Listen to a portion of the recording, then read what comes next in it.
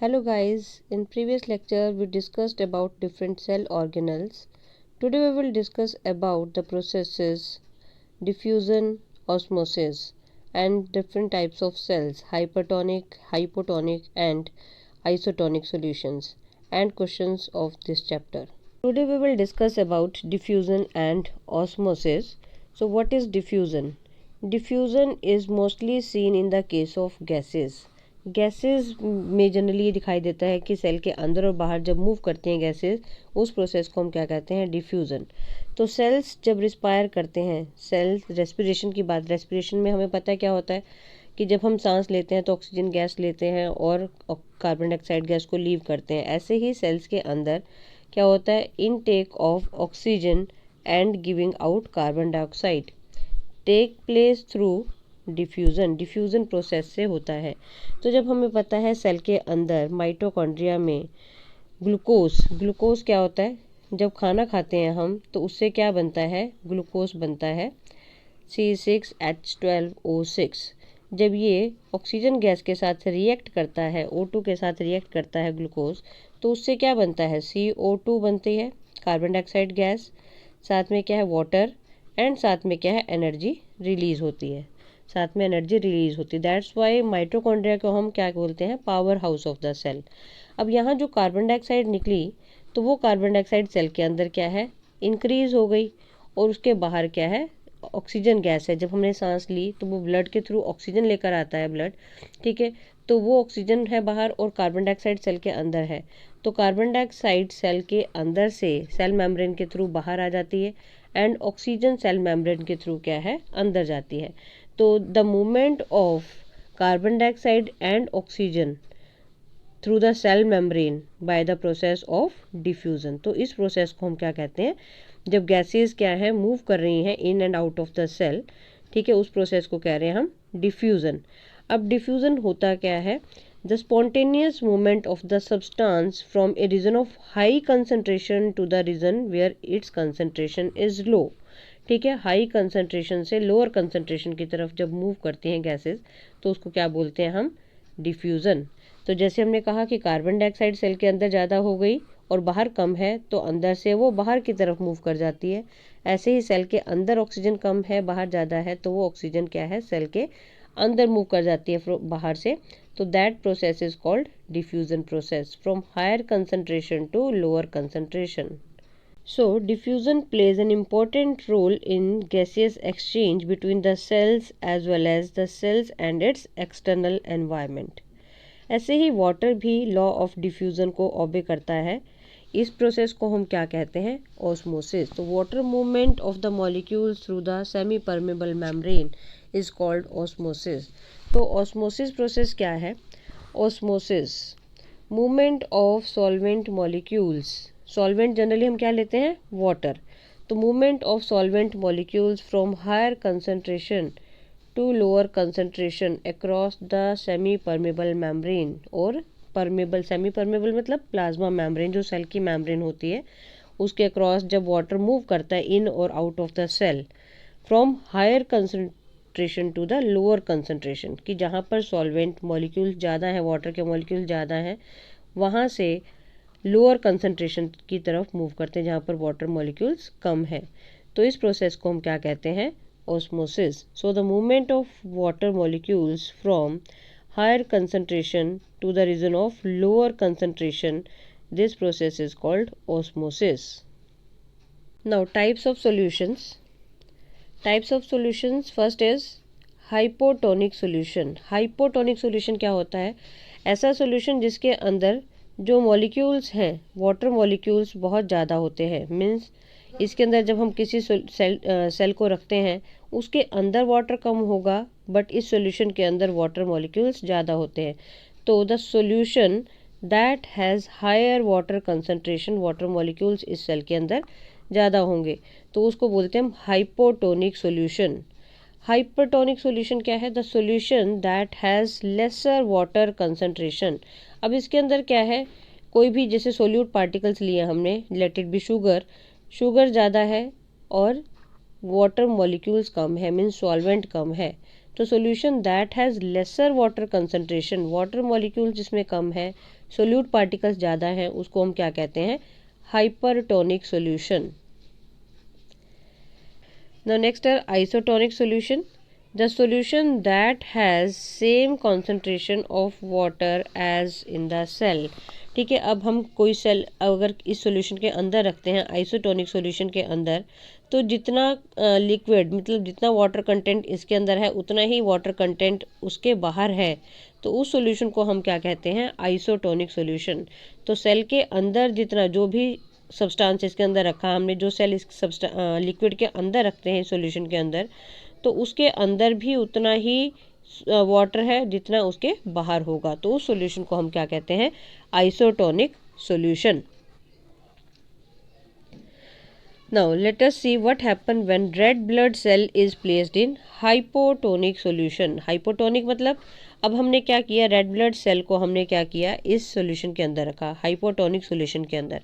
अब hypotonic solution के अंदर हमें पता है कि बाहर लिक्विड कंटेंट ज़्यादा है, वाटर मॉलिक्यूल्स जो हैं वो बाहर ज़्यादा हैं, तो इसलिए अब अंदर वाटर मॉलिक्यूल कम है, तो इसलिए हमें पता है कि डिफ्यूज़न प्रोसेस के थ्रू क्या होता है? वाटर मूव करेगा फ्रॉम ऑस्मोसिस प्रोसेस के थ्रू क्या करता है? Water higher concentration to lower concentration move करता है।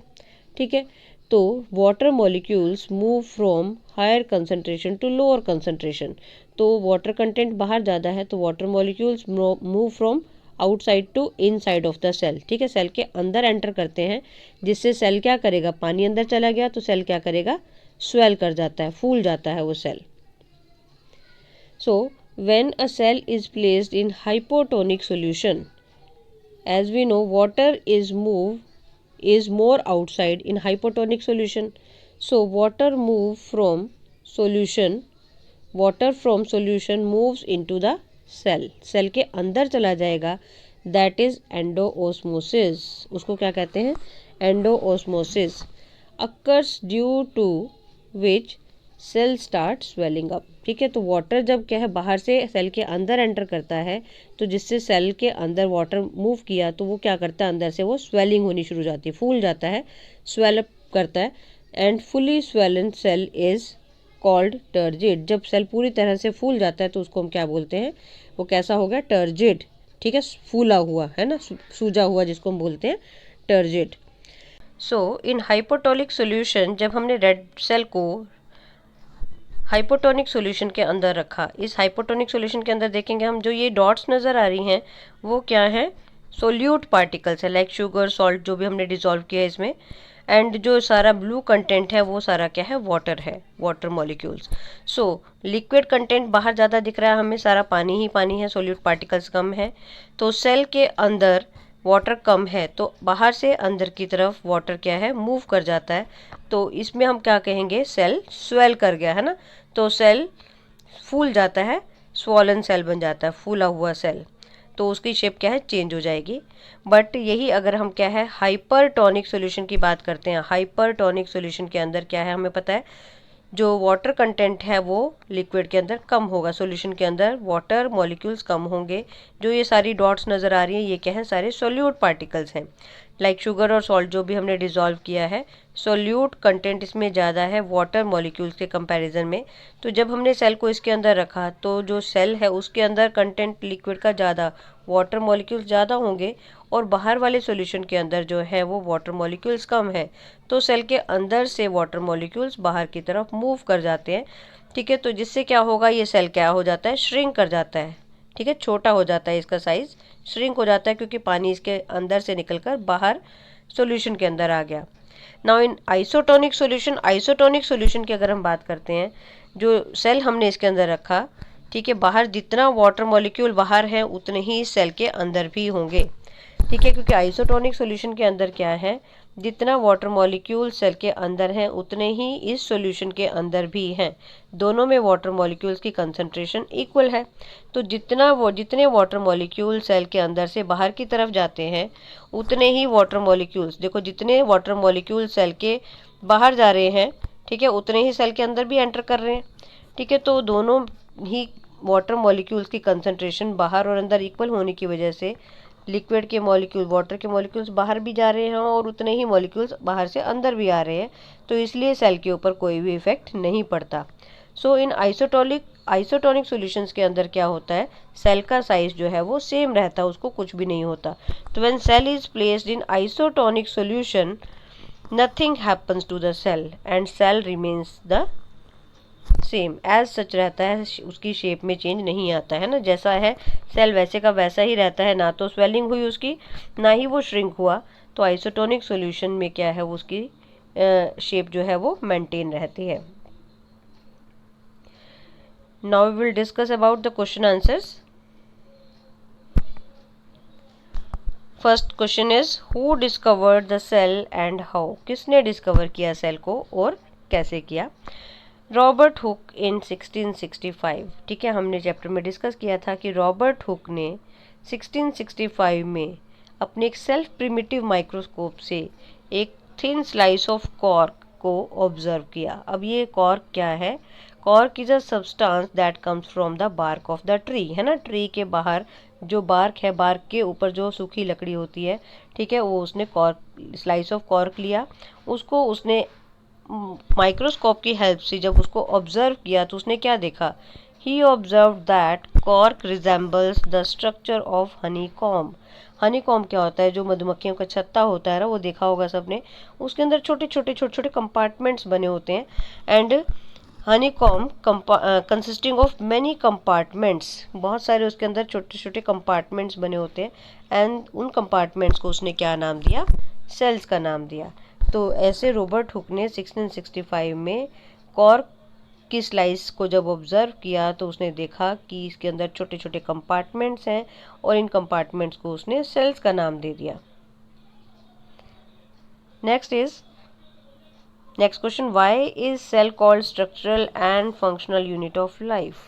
Structural and functional unit cell को क्यों कहा। अब स्ट्रक्चरल यूनिट का मतलब क्या है कि किसी भी बॉडी का जो स्ट्रक्चर है वो सेल से मिलकर बना है, that's why it is called structural unit of life. तो cells are arranged in proper systematic order to form a living organism.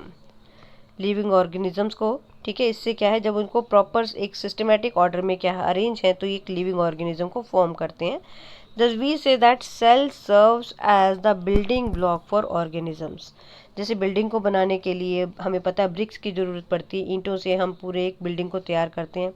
ऐसे ही ऑर्गेनिजम्स के अंदर सबसे छोटी चीज़ क्या है, सेल है, जिससे क्या है वो उसकी ऑर्गेनिज्म का स्ट्रक्चर तैयार होता है। तो that's why it is called structural unit of life. Why it is called functional unit. अब इसको फंक्शनल यूनिट क्यों बोलते हैं कि sales are also called functional units because all the metabolic activities, जो सेल के अंदर हमने देखा था, डिफरेंट ऑर्गेनल्स के बारे में डिस्कस किया था कि जो भी हमने खाना खाया, ठीक है, उसके बाद क्या होता है सेल के अंदर, माइटोकॉन्ड्रिया के अंदर एनर्जी रिलीज होती है, लाइजोसोम्स क्या काम करते हैं, गोल्गी एपरेटस क्या काम करता है, ठीक है। तो डिफरेंट ऑर्गेनल्स अपना अपना क्या है एक फंक्शन को परफॉर्म करते हैं, मीन्स सेल जो है एक पूरी मेटाबॉलिक मशीनरी की तरह काम करता है। तो metabolic activities of the life take place at cell level. तो सेल के अंदर डिफरेंट सेल ऑर्गेनल्स अपने फंक्शंस को परफॉर्म करते हैं, तो that's why these cells are called functional unit of life. Next question is question number 3, how do substances like carbon dioxide and water moves in and out from the cell। Carbon dioxide and water कैसे move करते हैं, cell से अंदर या बाहर कैसे जाते हैं, ये अभी हमने डिस्कस किया था थ्रू डिफ्यूज़न एंड ऑस्मोसिस। तो हमने कहा कि मोस्टली जो गैसेस मॉलिक्यूल्स की अगर हम बात करते हैं वो उसमें क्या होता है, डिफ्यूज़न प्रोसेस। तो दे मूव इन और out from the cell by the process of diffusion. Diffusion process से there is spontaneous movement of substances from higher concentration to lower concentration. हमें पता है कि जैसे अभी हमने डिस्कस किया था कि कार्बन डाइऑक्साइड जब सेल के अंदर इंक्रीज हो जाती है तो वो क्या है, सेल के अंदर से सेल मेम्ब्रेन के थ्रू बाहर जाती है, और जब अंदर सेल के अंदर ऑक्सीजन कम हो जाती है तो वो ब्लड जो ऑक्सीजन लेकर आता है वो क्या है, ब्लड से ऑक्सीजन सेल के अंदर चली जाती है। तो कहाँ से कहाँ मूव करती है gases, from higher concentration to lower concentration, जहाँ पर वो ज़्यादा है, और कहाँ से, जहाँ पर वो ज़्यादा है वहाँ से दूसरी जगह जहाँ पर उसकी कंसंट्रेशन कम है वहाँ पर वो मूव कर जाती है। तो that process is called diffusion process. Now in osmosis process हमें पता है water moves in and out of the cell by the process of osmosis. Osmosis process से मूव करता है, उस प्रोसेस को कहते हैं osmosis, which involves the movement of water molecules from, हम क्या कहते हैं, movement of water molecules from a region of higher concentration to a region of lower concentration of water molecules। जहाँ पर water molecules ज़्यादा है वहाँ से water molecules कम की तरफ मूव करते हैं। ठीक है, that process is called osmosis। ठीक है, इसको हम ऐसे भी लिख सकते हैं कि the process of osmosis which involves the movement of water molecules from the region of lower concentration of solute। lower concentration of solute का मतलब कि शुगर जो मान लो हमने डिज़ोल्व की, सोल्यूट क्या है, शुगर जो है वो सोल्यूट की तरह हम ले रहे हैं, तो सोल्यूट जो है अगर कम है तो वहाँ पर लिक्विड ज़्यादा होगा ना, वाटर मॉलिक्यूल्स ज़्यादा है, अगर सोल्यूट कम है तो हायर कंसंट्रेशन ऑफ वाटर हो गया। तो water molecules move from the region of lower concentration of solute to the region of its higher concentration. जहाँ पर सोल्यूट ज़्यादा है वहाँ पर क्या है, वाटर मॉलिक्यूल्स कम हो जाएंगे, तो वहाँ पर क्या हुआ, वाटर मॉलिक्यूल्स की कंसंट्रेशन कम हो गई। तो वही डेफिनेशन हो गई कि higher concentration to the lower concentration of water molecules. ठीक है, चाहे हम उसको वाटर मॉलिक्यूल्स की उस फॉर्म में लिखें, चाहे हम सॉल्यूट पार्टिकल्स की फॉर्म में बताएं, तो सेम थिंग है, तो इसको हम ऐसे डिफाइन कर सकते हैं। So water moves in and out of the cell by the process of osmosis. Next question is question number 4, name 2 organelles that have their own genetic material. ठीक है, ऐसे कौन से 2 ऑर्गेनल्स हैं जिनमें अपना जेनेटिक मटेरियल होता है। जेनेटिक मटेरियल मतलब डीएनए, जो हमने कहा था कि फीचर्स को, करेक्टर्स को from one generation to another generation जो है वो कैरी फॉरवर्ड करते हैं। तो ऐसा कौन से ऑर्गेनल्स हैं जिनका अपना जेनेटिक मटेरियल होता है, वो कौन से होते हैं, क्लोरोप्लास्ट एंड माइटोकॉन्ड्रिया, हमने कल पढ़ा था। ठीक है, in previous lecture we discussed about mitochondria and plastids. ठीक है, जिसमें हमने क्या कहा था कि माइटोकॉन्ड्रिया का भी अपना एक जेनेटिक मटेरियल होता है, मतलब डीएनए होता है इनके पास, एंड इनके पास प्रोटीन्स होते हैं अपने। ऐसे ही क्लोरोप्लास्ट, ठीक है, इनके पास भी क्या है, या प्लास्टिड्स लिख सकते हैं हम इसमें, कि इनके पास भी अपना एक जेनेटिक मटेरियल होता है, डीएनए और proteins.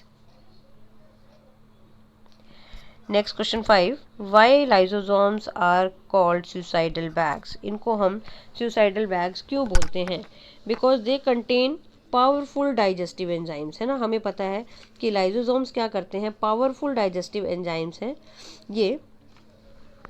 They contain hydrolytic enzymes, powerful digestive enzymes, they can even digest their own cell if in case it gets damaged. ठीक है, अगर सेल डैमेज, क्योंकि लाइजोसोम्स क्या काम करते हैं हमें पता है, फॉरेन मटेरियल जो हमारी बॉडी में एंटर कर जाते हैं उनको डाइजेस्ट करने का काम करते हैं, बट ये सेल की रिपेयरिंग का काम करते हैं।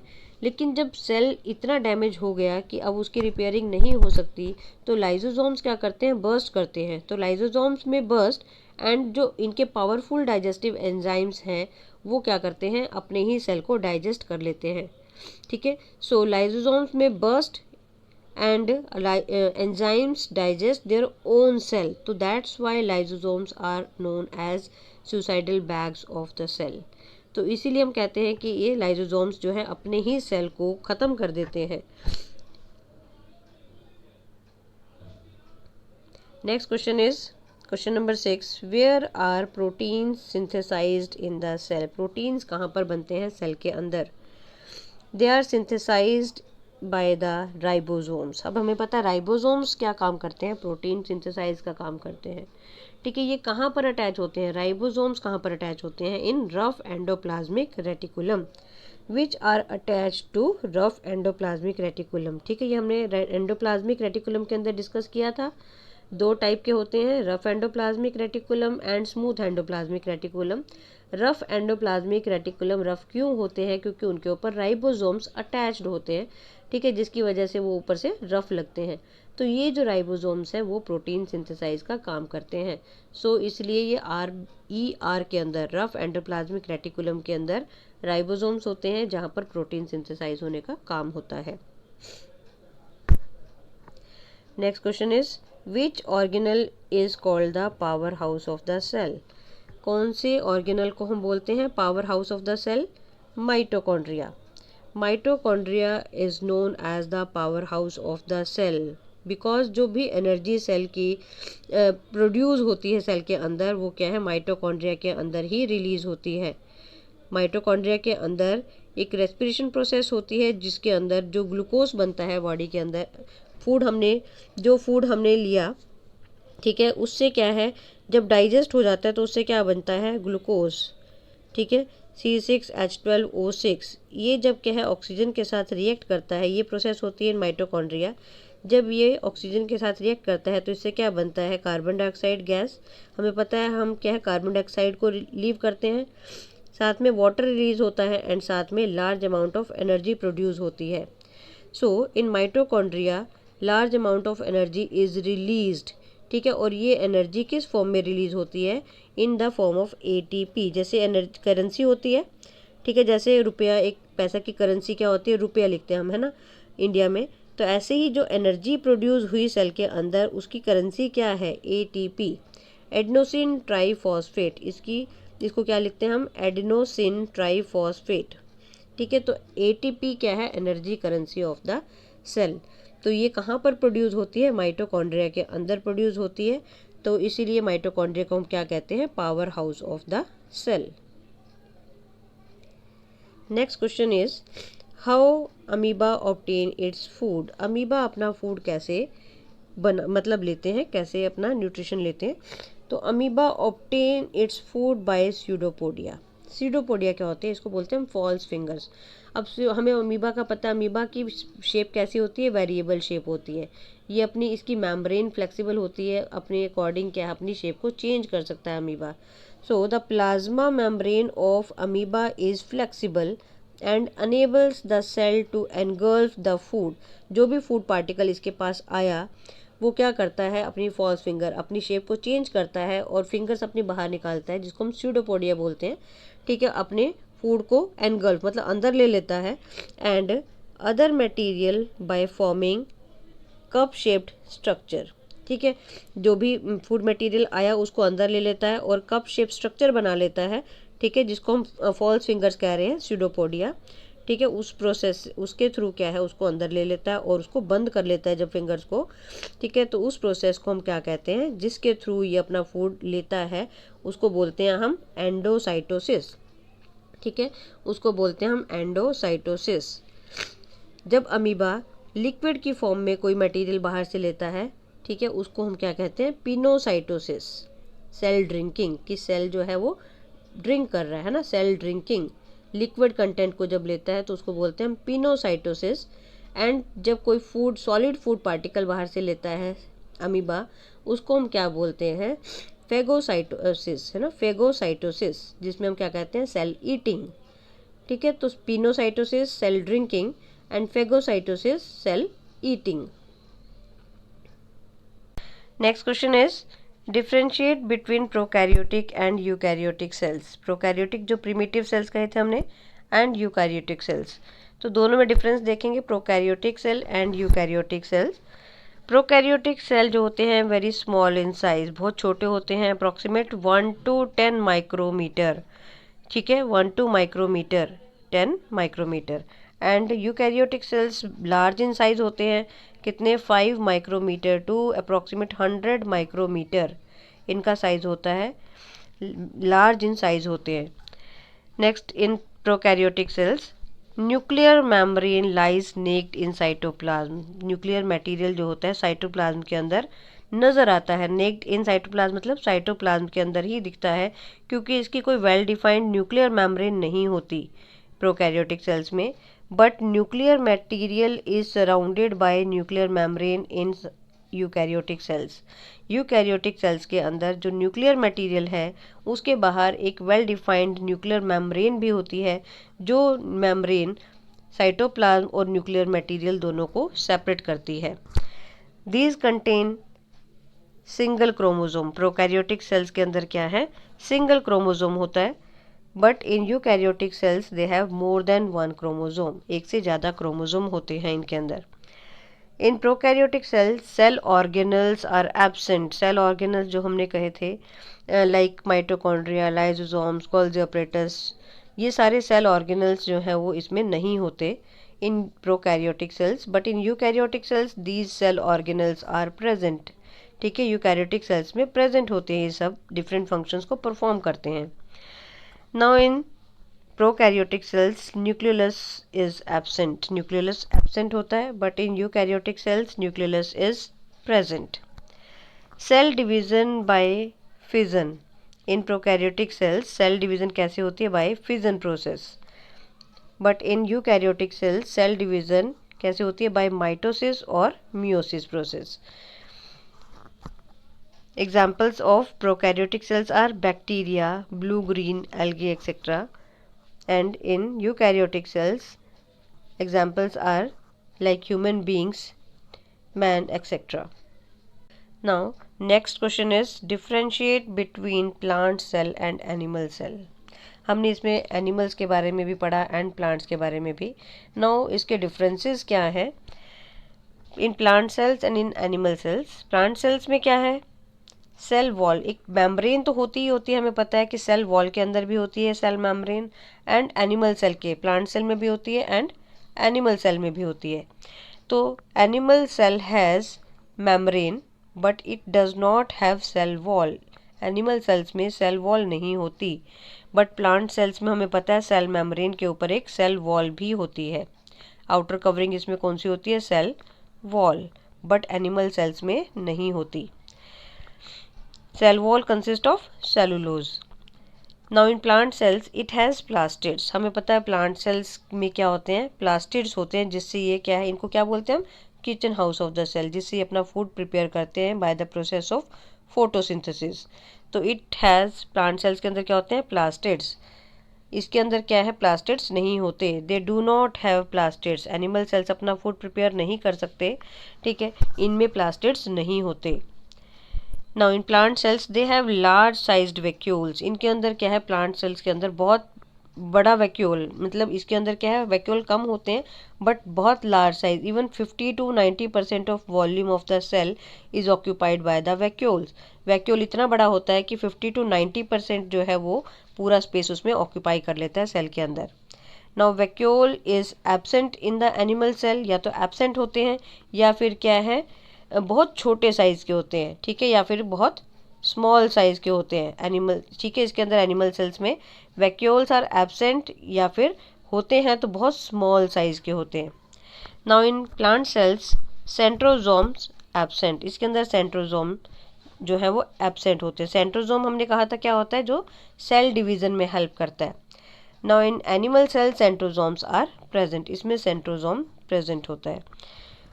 इन plant cells food is stored in the form of starch and glycogen. Food store होता है किसमें, स्टार्च एंड ग्लाइकोजन की फॉर्म में, but in animal cells food is stored in the form of glycogen. ठीक है, फूड कैसे store होता है इसमें, ग्लाइकोजन की फॉर्म में। So these are the differences between plant cell and animal cells. So that's all about this chapter. We will discuss next chapter in next video.